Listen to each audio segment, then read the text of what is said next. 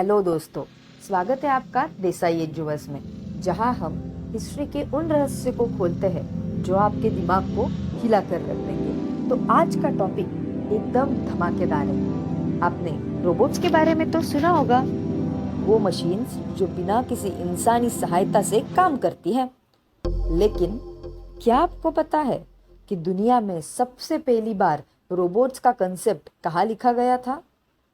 अगर मैं कहूँ कि भारत के प्राचीन ग्रंथों में ऐसे यंत्रों का जिक्र है जो ह्यूमंस की तरह काम करते थे, तो क्या आप मानोगे?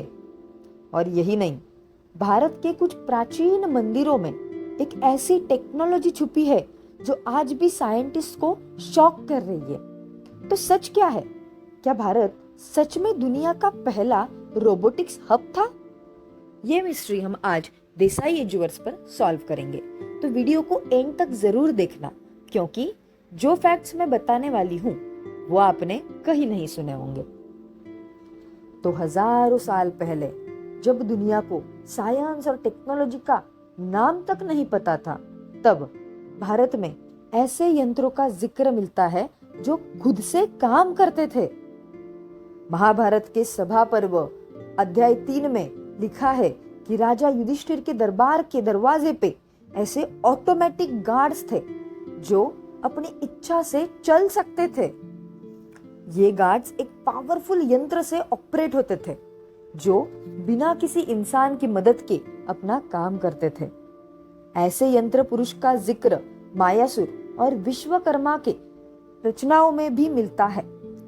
अगर एक फुल्ली ऑटोमेटिक मशीन का कंसेप्ट प्राचीन भारत में था, तो क्या ये एक एंशिएंट रोबोट की तरफ इशारा नहीं करता?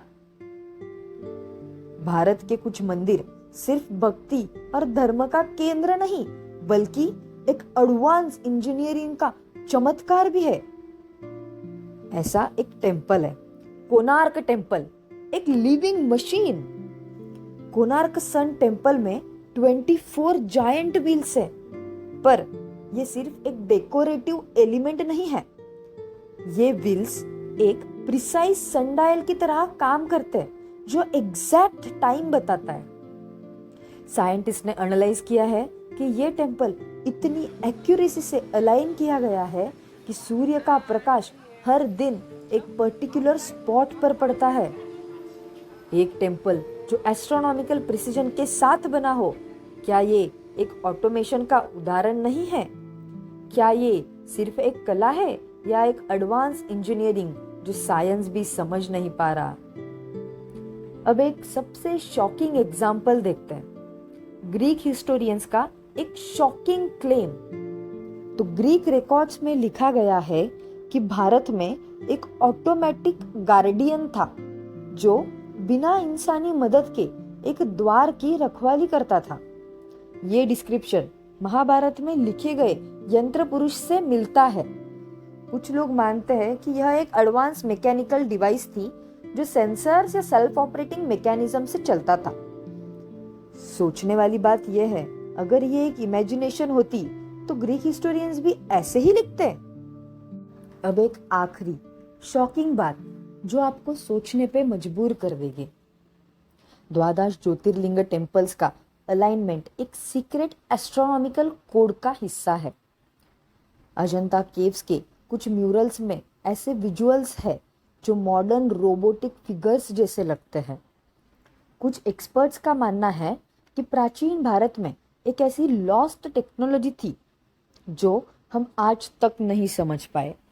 क्या ये प्रूफ है कि इंडिया में पहले से एडवांस इंजीनियरिंग और आर्टिफिशियल इंटेलिजेंस का कंसेप्ट था? एंशिएंट टेक्स्ट में रोबोट का जिक्र है, टेम्पल और मंदिरों में सेल्फ ऑपरेटिंग मैकेनिज्म है। फॉरेन हिस्टोरियंस भी कहते हैं कि इंडिया में एंशिएंट ऑटोमेटिक टेक्नोलॉजी थी। तो सच क्या है? क्या ये एक लॉस्ट टेक्नोलॉजी है जो आज हम नहीं समझ पा रहे, या फिर हमने सिर्फ हिस्ट्री को इग्नोर किया है? आपका क्या मानना है? क्या भारत सच में दुनिया का पहला रोबोटिक्स हब था? कमेंट में अपनी राय लिखो। क्या ये सिर्फ एक पुरानी कहानी है या एक साइंटिफिक सच?